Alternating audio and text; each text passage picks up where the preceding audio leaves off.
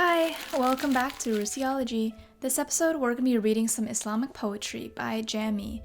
I think he was a Persian poet. This is a continuation of the episode talking about Yusuf and Zulaikha. If you don't know, it's about Zulaikha's journey to finding Islam through her sinful ways. I don't know if you read Shakespeare before in high school or if you read any type of these old English type of things, but if it's a little bit hard to understand, I will put the captions on the side so you can read along with me, and you can pause it at any time to search out whatever it means. Some key things to just remember is thou means you. I love the way that it rhymes, and I love the way that how it flows. Let's get into it. I'm going to read you some snippets and just analyzing it. So one of the things we have to know about Prophet Yusuf is that his brothers pushed him down into a well, right? Because they were jealous of him and they were like, we don't want him anymore. So they just picked him up and carried him over to a well and they dropped him there. It was really sad, and then he thought he was not going to get out. But suddenly a caravan came, and this is the chapter called Caravan on page 123. I'll put the link in the description below just in case you want to read it as well. The Caravan. Blessed was the lot of the caravan from which he thirsted at eve. A man from that well in the desert his bucket drew, and brought unburied the moon to view, which 3 days in the depth has been forced to dwell, like the moon of Nakshub in Nakshub's well. On the fourth bright morn, when Yusuf of day arose from the gulf where entombed he lay, there came a good fortune a caravan, passing from Egypt to Midian. By the weary length of the way distressed, they halted there and unloaded to rest. The weary merchants halted at first, to the well they hastened to quench their thirst. He was in the bottom of the well, and these people came over to look inside and to roll the bucket up to quench their thirst. A strong man drew it, one skilled to say what the water he drew from the well should weigh. What may there be in this bucket beside the water that makes it so heavy? He cried. After they picked Yusuf up from the well, they claimed him as their slave, because back then this was kind of like a normal thing, I guess. To Yusuf they called with a secret cry, but a hollow echo came back in reply. To the caravan with quick steps, intent on claiming the boy as their slave, they went, and with the toil and labor that made their way within the ring where the merchants lay, "This is our slave!" As they touched him, they cried, "The collar of service with his hand has untied. Though born in our house, we will gladly sell the idle boy who will never do well. When a slave is negligent, idle, perverse, ever growing from bad to worse, 'tis better to sell him, though the small price, than suffer still from his rude advice." So I guess that he wasn't that good of a slave and they sold him. By the way, let me know in the comments if I'm ever wrong about anything, and I will definitely take notice into that because I'm still learning too. Eventually, as time went on, Yusuf and Zulaikha crossed paths. At the time, Zulaikha was married to someone that she didn't want to be with, and instead, she longed for Yusuf all the time. Prophet Yusuf also confessed to Zulaikha about how upset he was based on his entire story. He saw her anguish and he heard her sighs, and the tears flowed down from his lips to his eyes. "My heart is broken," he said, "when I see how woe ever waits upon love of me." Woe ever waits upon love of me. That's what Yusuf said to Zulaikha. This means that Zulaikha confessed her love to him, and then he was crying at this, and she said, "Why are you crying?" And then he said, "How woe ever waits upon love of me." So in his entire life, he's never really had anyone to truly love him in a healthy way, and everyone who has left him. "My aunt's foolish love was my earliest grief, for it made me appear to the world as a thief. Loved by my father, I still was unblessed, for envy grew fast in each brother's breast. From his sight they banished his favorite child, and to Egypt's land I have now become exiled. And now must the heart in my bosom bleed at the thought of the woe which thy love may breed.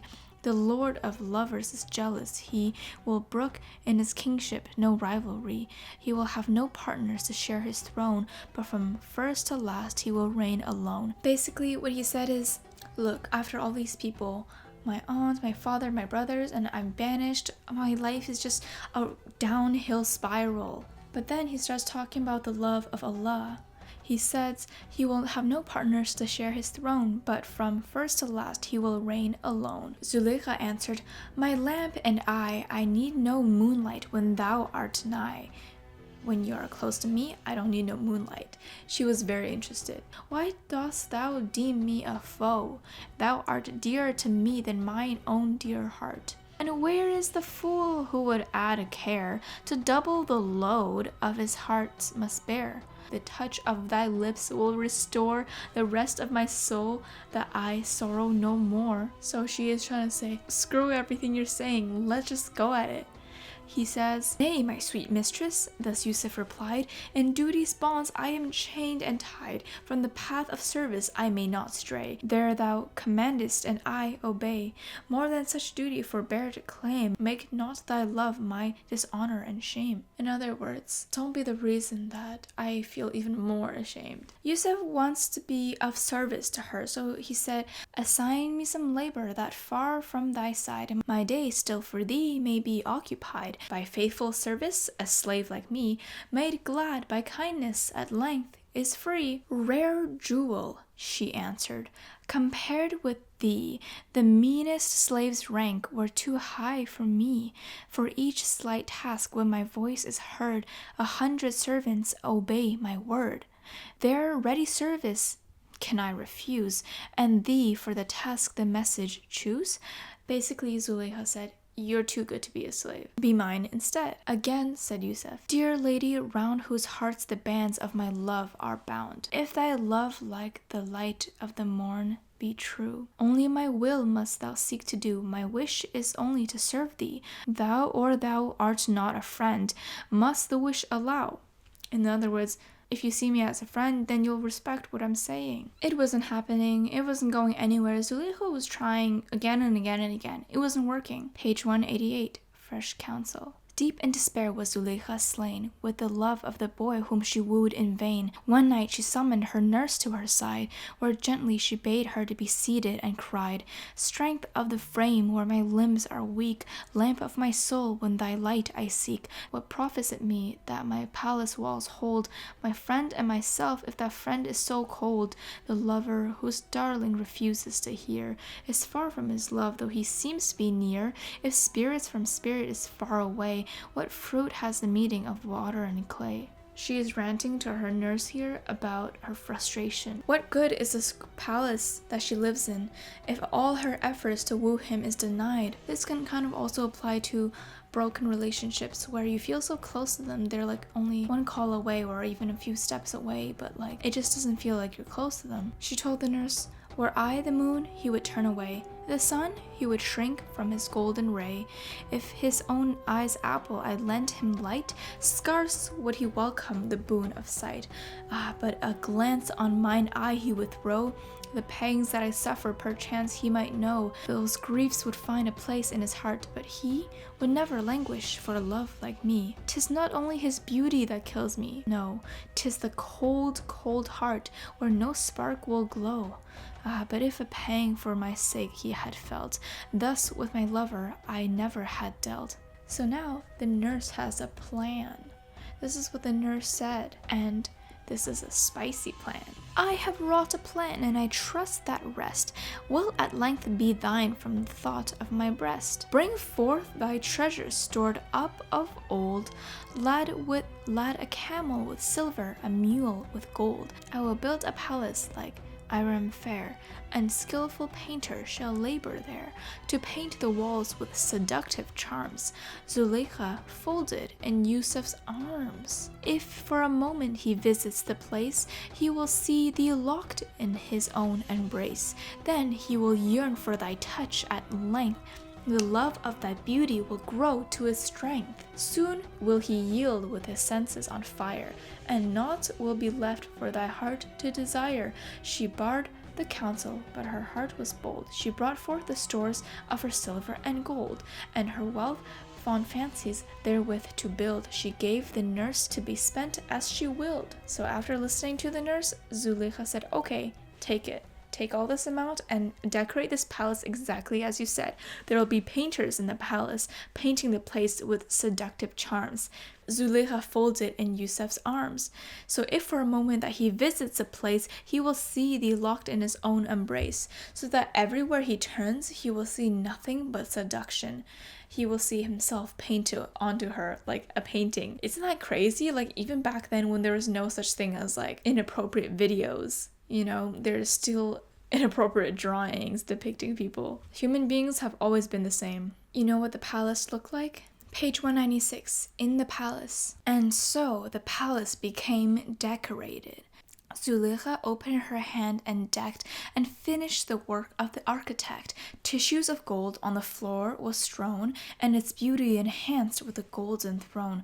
Jeweled lamps on the walls were strung, and odorous herbs were beneath them flung. She gathered them together from all things most fair, and unrolled the carpet of pleasure there. But amid the charms of the sumptuous hall, she longed only for Yusuf, far dearer than them all. A heavenly place is dark and dim to a lover whose darling is far from him. She would summon Yusuf, once more they would meet. She would set him high on a princely seat. She would woo his beauty and win success with her tender guile and her soft caress, or feed on his lips and beguile her care with the tangled locks of the rebel's hair.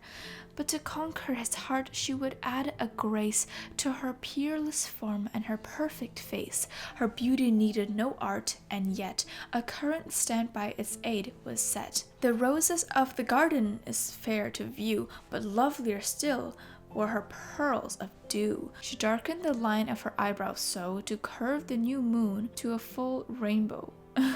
So that means she made her eyebrows like this. Oh my god. Interesting. Even with a giant palace, a lavish place, she was still longing for Yusuf. So this kind of just proves that materialism only can bring us so much if we don't have what we emotionally need. Eventually, when Yusuf walked into the room, they locked the door. Page 203. Flight. These are the words of the bard who sings this ancient story of mystic things. To the seventh chamber their steps they bent, and Zulaikha cried in her discontent, "Pass not this chamber unnoticed by, and lay thy foot on this loving eye." Basically, look at me and love me. He entered and sate where she bade him. Again she fastened the door with a golden chain. No spy, no stranger might there intrude to break the charm of the solitude. 'Twas made for the loved and the lover alone, and the dread of the censor was there unknown. The loved one's beauty was there more bright, and the lover's heart sang a song of delight. Basically, Zulaikha was like, oh my god, he's finally here. No more was the bosom's soft flame concealed, and the spirit of love had a limitless field. Full eyes and heart of the flame she fanned, she seized in wild passion for her darling's hand. She grabbed his hand, and with gentle magic of words most sweet, half led and half drew his slow steps to a seat. She threw herself there by his side, then broke a flood of hot tears from her eye, and spoke, look on me once, my sweet. One tender glance from those eyes I entreat." She told her love, and her sorrow woke, with a pang renewed at each word she spoke. But Yusuf looked not upon her in dread. He lowered his eyes, and he bent his head. He looked on the ground in a whirl of thoughts. He saw his own form on the carpet wrought, where a bed was figured of silk and brocade, and himself by the side of Zulaikha laid. From the pictured carpet he looked in quest of a spot where his eye might untroubled rest. He looked on the wall, on the door, the pair of rose-lipped lovers was painted there, and he lifted his glance to the Lord of the skies. That pair from the ceiling still met his eyes. Then the heart of Yusuf would fain relent, and tender look on Zulaikha he bent, when a thrill of hope through her bosom passed, that the blessed sun would shine forth at last. So basically, Yusuf is trapped in this room.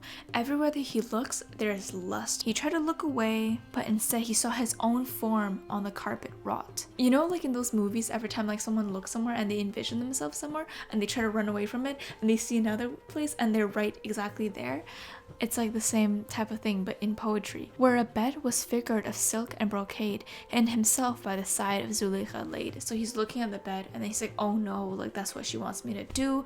And then he looks at the door and there's a painting of them on the door, like making out or something. I don't know, just something really seducing him or whatever. Zulaikha said, I hunger for thee until my whole frame is weak.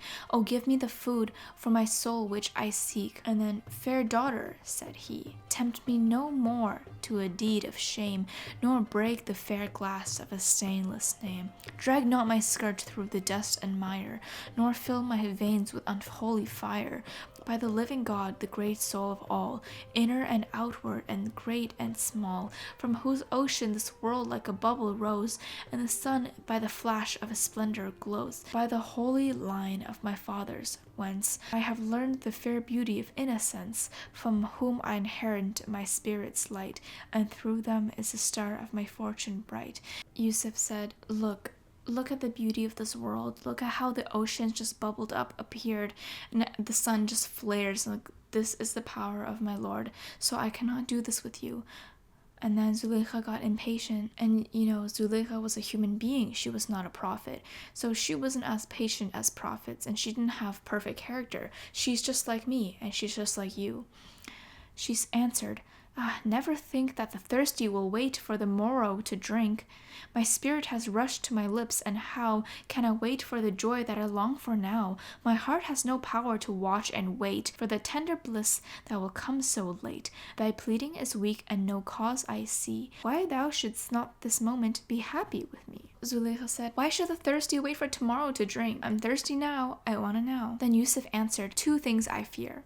The judgment of God and the Grand Vizier. If the master knew of the shameful deed, with 100 sorrows my heart would bleed. Full well thou knowest my furious lord would strike me dead with his lifted sword. And think of the shame that the sin would lay on my guilty soul at the judgment day, when the awful book is unclosed wherein recording angels have scored my sins. Yusuf said, there's 2 things I fear the most in this world. God and the Grand Vizier, basically Zulaikha's husband, right? 2 things I fear, God and your mans. I don't want to mess with your mans. And then he talks about fearing God scoring his sins. To this, Zulaikha said, fear not thy master, Zulaikha cried. At some high feast, when I sit by his side, a poisoned cup from this hand he shall take, and sleep till doomsday shall bid him wake. And the God thou servest, I hear thee say, pardons his creatures who err and stray. Still, their sole mistress, the keys I hold of 100 vaults of gems and gold. All this will I give atone for thy sin, and thy God's forgiveness will surely win. Zulaikha just said, don't worry about your God. Listen, I can fill my cup full of poison and then he can drink it. Your God can just drink it and then sleep till doomsday, so don't worry about it. And I also said your God pardons his creatures who err and stray, who makes errors and messes up, so what do you have to worry about? And also she says, look at all this gold and gems I have. Surely of 100 vaults full of gems and gold, all of this your God will surely accept and forgive you for this. To imagine that Zulaikha thought that Allah could be bribed with gems and gold and poisoned. Never can my heart, he made answer, incline to injure another by the deed of mine, least of all my Lord, who with tender thought bade thee cherish and honor the slave he brought. And will my God, whom no thanks can pay, take a bribe to pardon my sin today? Shall the grace which a life cannot buy be sold by the living God for thy gems and gold? And their entire life, it's a back and forth, but at the end of the day, after so many years, when she was an old woman, she still wanted him. And then she eventually became more pious. She worked on herself instead of thirsting for Yusuf. She started praying to God and believing in God. For real, like really believing. Even as she was old of age, she wanted one thing. This is the very last page of the poetry book, on 296. The one sole wish of my heart, she replied, is still to be near thee, to sit by thy side, to have thee by day in my happy sight, and to lay my cheek on thy foot at night. She even said that she wanted to lay her cheek on his foot. That's how humbled she has become since the days that she was rich in a palace and trying to seduce her slave boy by tempting him with like material items. Things have truly changed for her in maturity, but even though she still wanted him. When Yusuf the prayers of Zulaikha had heard, he bowed down his head and he spoke no word. To the world unseen were his eyes turned away. He gave her no answer of yea or nay. He didn't give her an answer at first. But then a sound on his ear, he doubted, fell, and he knew 'twas the wing-beat of Gabriel. Thus spoke the angel, To thee, O King, from the Lord Almighty a message I bring. Mine eyes have seen her in a humble mood. I heard her prayer when to thee she sued. At the sight of her labors, her prayers and sighs, the waves of the sea my pity rise. Her soul from the sword of despair I freed, and here from my throne I betroth her to thee. This means that Allah has made it permissible for them to finally be together. And Zulaikha's original husband, the Grand Vizier, passed away a long time ago. So yeah, it was permissible for them to be together. And this is actually so deep because so many times, right, we want someone instantly. When we love someone or lust after someone, we want them now. But sometimes waiting in the future is what causes the relationship to grow in strength, to grow in power. So when the two people do come together, it'll be even better than before, inshallah. So I hope you liked this poetry reading, and let me know if you want anything of the same sort. Thank you.